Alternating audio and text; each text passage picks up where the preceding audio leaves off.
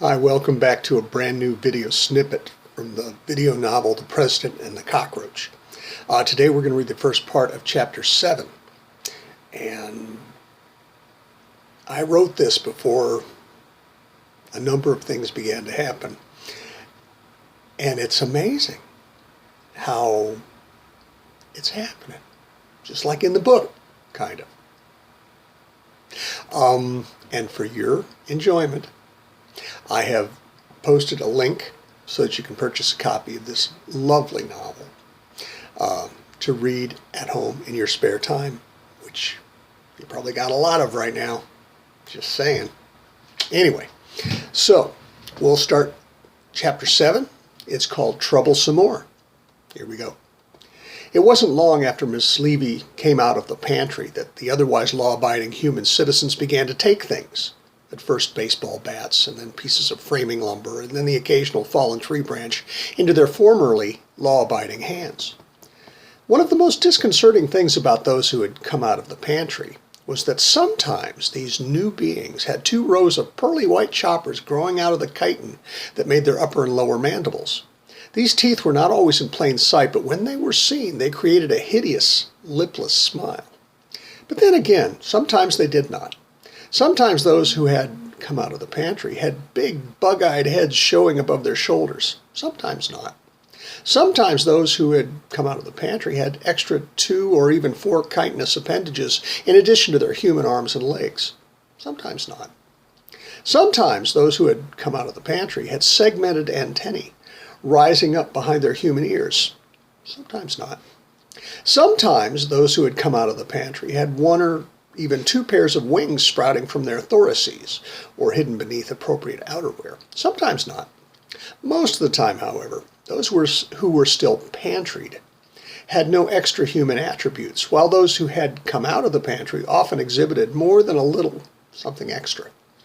And none of those who had come out had completely shed their human skin in favor of an all-over shiny exoskeleton. At least not yet. In towns big and small, all across the land, neighbors began to chase those crazy roach heads, or people who were suspected of having roach sympathies, out of town.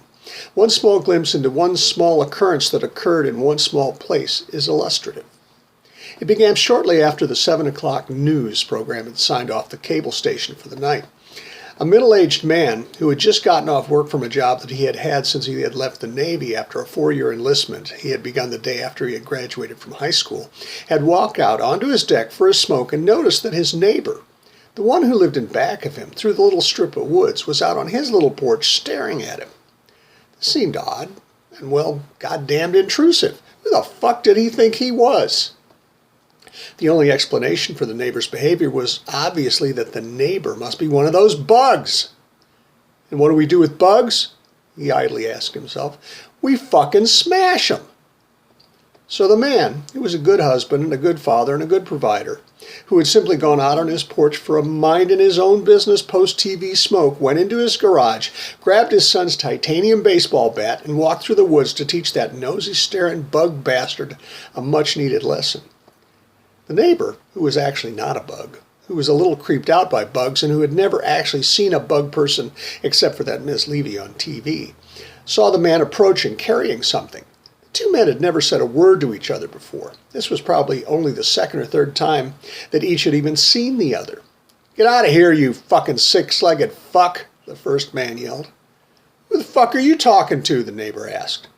You creepy fucking insect," the first man replied.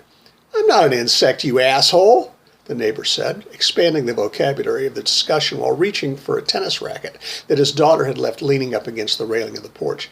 "Prove it, Beetle Boy," the first man yelled. "Fuck you," the neighbor responded. "Get off my land and don't ever come back." "Or what, Bug Dick?" the first man asked. "Or I'm going to shoot you in your wooden head, you moron." "Oh yeah?" The first man was coming to the last of his slim repertoire of pithy remarks.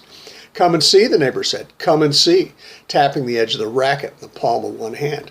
"Well," the first man decided, "I'll be back with the cops and they'll throw you and your ugly bug wife and your stupid bug kids out of our little town." "Bring it," neighbor said. "And they'll lock you up in the nut house, you fucking loon." With that decided, the first man walked back through the woods to his home, climbed the steps out of the backyard and back onto his deck, opened the kitchen door, and walked inside. He went immediately to the cabinet where his wife kept the liquor, grabbed the bottle of bourbon, twisted off the cap, and took a big swig. He took the bottle with him over to his recliner and plopped himself down into the welcoming leather. On the little tray that was built into the chair's arm lay the TV remote and his cell phone. He took another good-sized belt of the liquor and grabbed the remote, punching the little red power button. The giant television across the room winked on, and the man found himself looking at a History Channel documentary, American Aliens. The scene ended with a man in a white lab coat motioning the camera to look through his microscope. The bug particle is tiny, and we can't be sure whether this biological entity comes from the Earth or some extraterrestrial location. And then the commercial began. Have you ever had a reaction to any of these prescription medications? And the man turned the channel to one of his news channels, looking for any reports of insects that might have made the national news shows while he had been away from the television. He tried the FOXXX channel first. He liked it better than the other channels because all the reporters were blonde women, and they all reported topless. Hell yeah, he thought, and took another drink. While some Americans who were not bugs, and who actually didn't know anyone who actually was a bug, watched the news or murder mysteries or reality shows about tearing out bathrooms in old houses on the cable, others began marching through the streets, carrying signs with clever slogans like, #NoBugs. The television reporters called this marching organic and grassroots, except for the news people who were certain that the sign characters were bought and paid for, and invertebrate sympathizers. These marches began in big cities, New York, Atlanta, Dallas. The first night, there were a dozen marchers in each city. The newspapers and television stations sent out reporters and photographers and videographers to cover the events, and the coverers vastly outnumbered the marchers. More than a few reporters got into fistfights attempting to corner a marcher for his or her take on the marches. On the 10 p.m. radio and television news that night, and in the morning papers the next morning, the protests were discussed with interest and balance and practiced equanimity. Consumers of the news read and watched and listened to the reports, and the next night, hundreds of marchers appeared on the streets in NYC and ATL and Big D and SF and LA and Chi-Town. And every day and every night, the numbers participating in these demonstrations grew. And every night and every day, more and more attention was paid to those demonstrating their detestation of this infestation. The people might have been making their opinions known, but a strange quiet responded to their protestations from the seats of power.